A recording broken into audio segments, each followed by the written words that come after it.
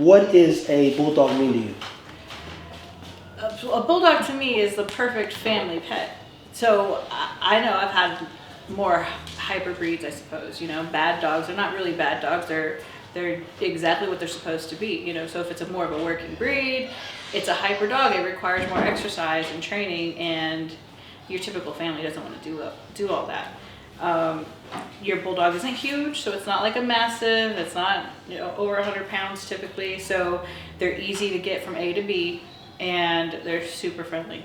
So great family pet, natural guardian of your children, and I think they're just a perfect house dog. So how many bulldogs would you believe how many bulldogs you want to put throughout, you know, people's homes? And not even just like yours. How many each home should So put have? it like this. I had a dog named Champ, and I thought that the world needed 100,000 Champs. And anybody who needed a dog this chill, this cool, this capable, and this, you know, whatever. That was my thing. It's like I wanted to make Coco, one of my original pit bulls. She was in a house with 4 people, white folks. I know we keep bringing up this white thing, but it's one of those things where I asked a guy who had a family to watch a 3-year-old pit bull. But she was so good because of the training that I was like, man, I know what a dog does for me. It literally keeps me calm, cool, collected, it motivates. But you trained that dog. Oh, for sure. So you can't have 100 of those dogs because there's not 100 people to train them. Well, you're just kind of throwing a puppy into a family and expecting it to be good. Well, for me, I go through the education part too. So that's the part where, like, they got IBULLDOG here, right? And so what is the first thing people should know about bulldogs? They're easy to care for. They're happy-go-lucky. But they're hard-headed. They are hard-headed. Yeah, so there might be some hiccups where I think is kind of normal in a dog where other people might not, you know. What I like about them is they can be highly intelligent, and that girl that we had in here a minute ago, she's smart. But they're not all too smart, and that's a good thing because that intelligence you have to engage, and it is just a lot of work, you know, unless you have maybe that perfect child that loves dogs and wants to take it outside every day and work, then you are going to have a problem on your hands. So you have to engage that intelligence. So the fact that they're not very smart is kind of a good thing. And it just makes it easier. It makes it easier on everybody. And for those that don't understand, what she's really saying is every dog, well, not every dog, but objectively, a dog needs mental stimulation as well. And some dogs are very high thinkers, like Malinois. They think too much. They could probably sweep the floor, mop, and do whatever else. If you don't work with them, they'll tear your house to pieces. So this is a dog that then that'll be taken to the shelter because it's a bad dog. There you go. And it's not a bad dog. You didn't understand what the dog was designed for or why it exists, and now you're a bad owner.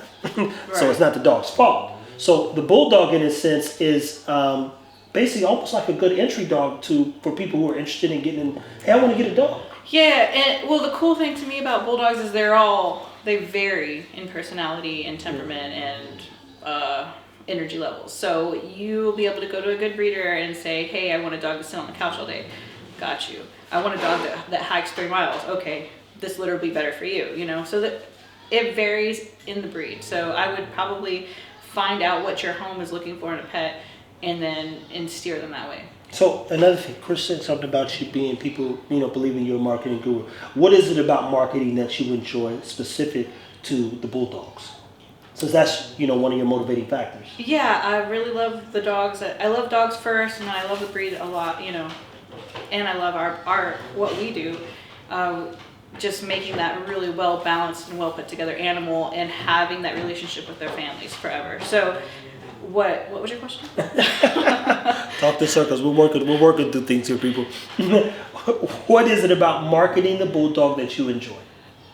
Well, I think it's kind of, I already love what I do, and I kind of love marketing in general, and it's always something new. So, you know, they made that song forever ago, Video Killed the Radio Star, right? And now we're going from television all back to audio. So it's always evolving, and that's what I find interesting, just the fact that it's not black and white. We're always evolving, and the people who are unwilling to evolve are just going to get left behind. Yeah. Period. So they act like victims. Yeah, oh well, I don't want to use the internet. I don't need a website.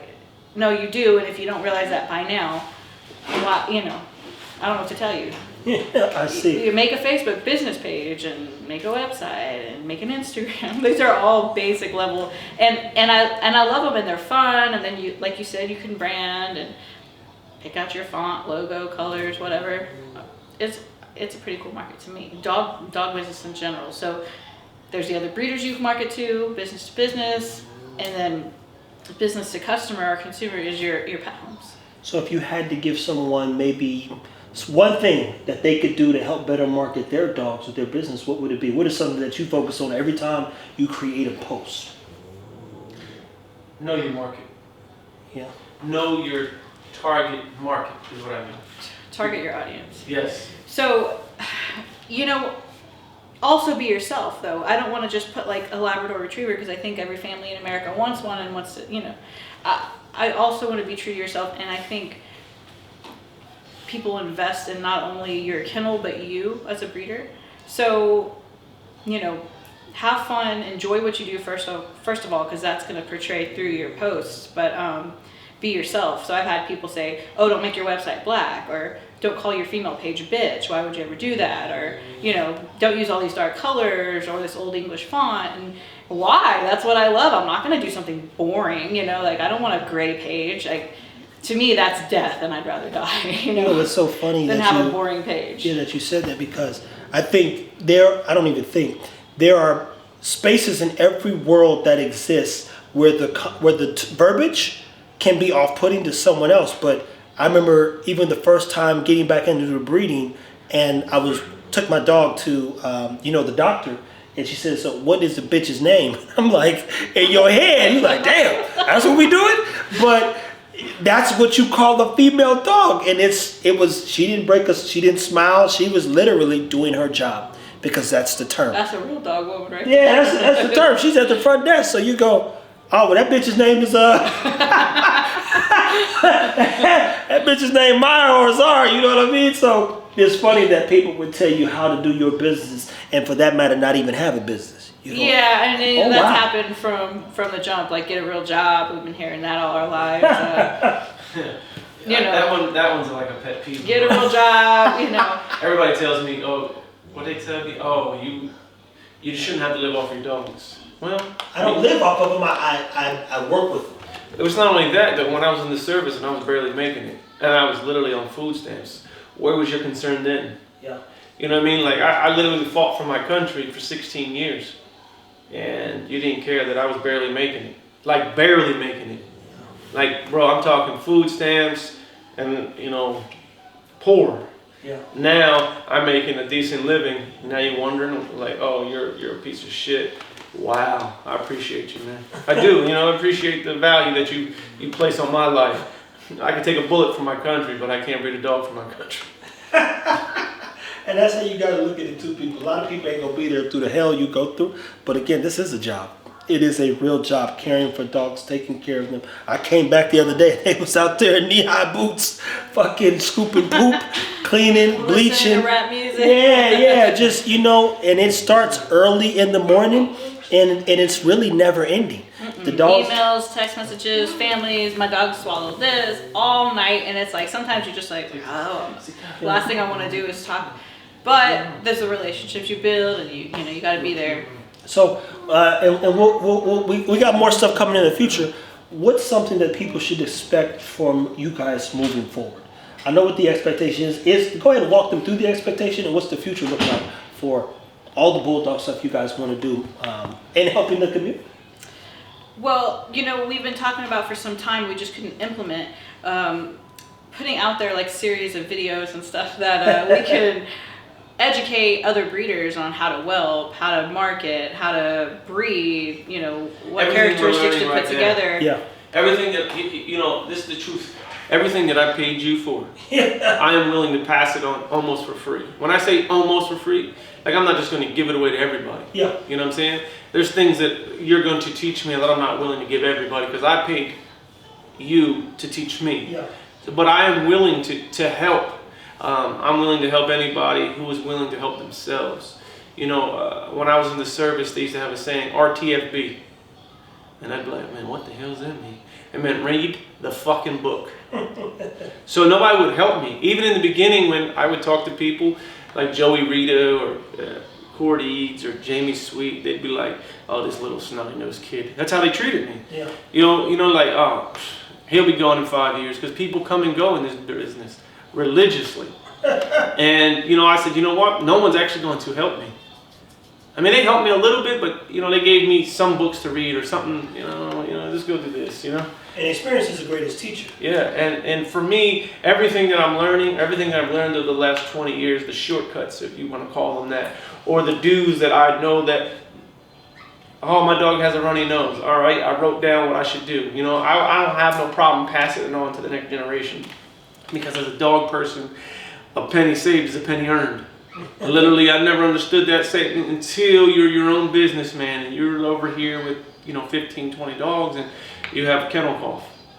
You know, not one dog, you got 15 dogs with kennel cough. And if you don't know what it is, now you got to take 15 dogs to the vet. Ooh. You see what I'm saying? So I'm willing to pass on the knowledge that I've accumulated over the last 20 years and the knowledge that you teach me about marketing, about how to make spotlight not only my brand but my breed, and to bring good fortune to everybody. I'm not as scared of anybody as far as they're gonna make more money than me. I'm not.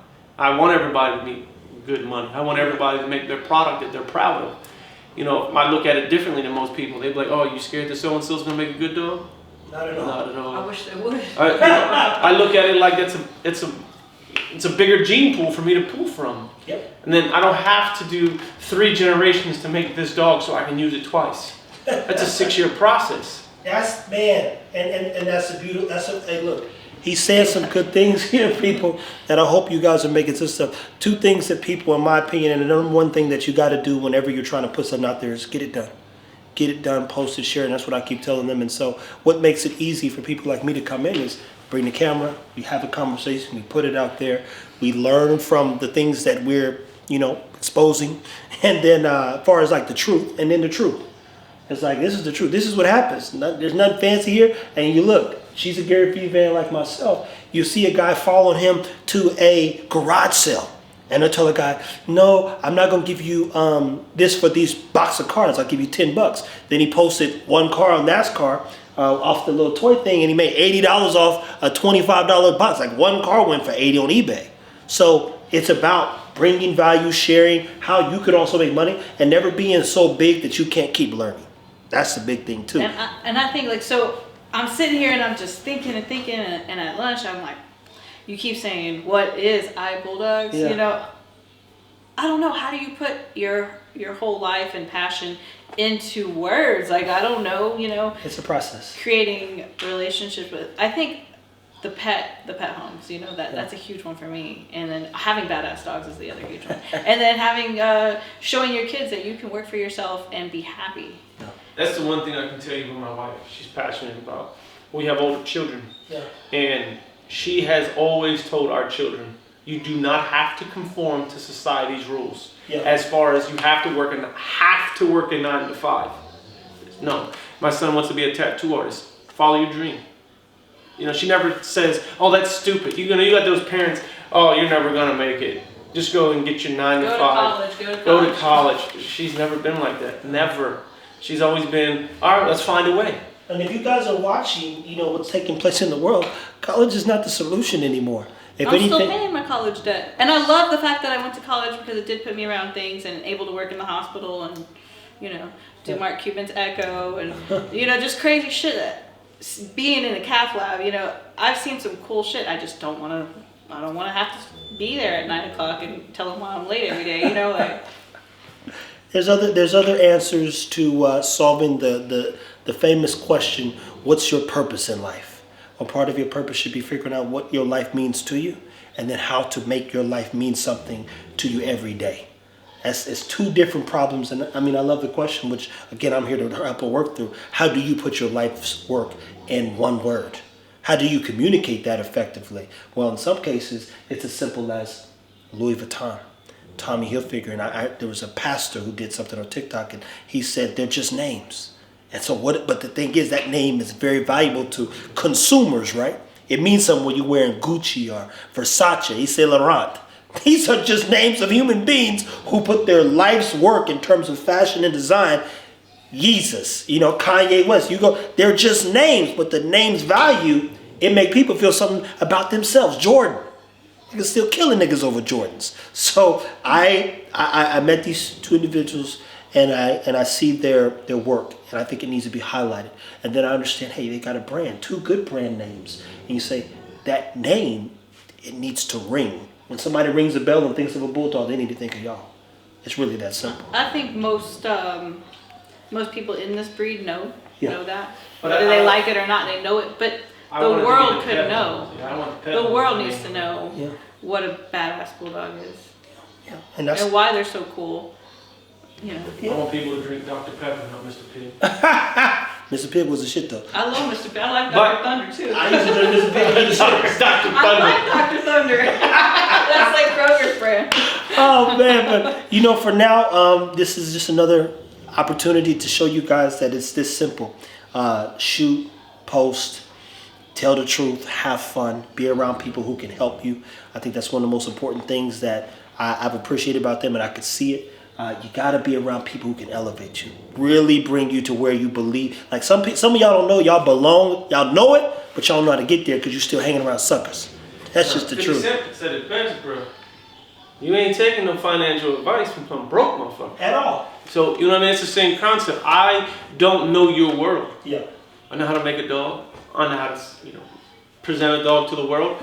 But what I don't know is social media. I don't know how to market it like you do. I don't know how to touch Joanne that lives in Minnesota. I don't know her. You know what I mean? You, on the other hand, you've been in that space. You've been in that world where I'm just a dumb kid from the projects, you know what I'm saying? Well, image is everything, and you guys have a good product, so it makes my job easy in showcasing it.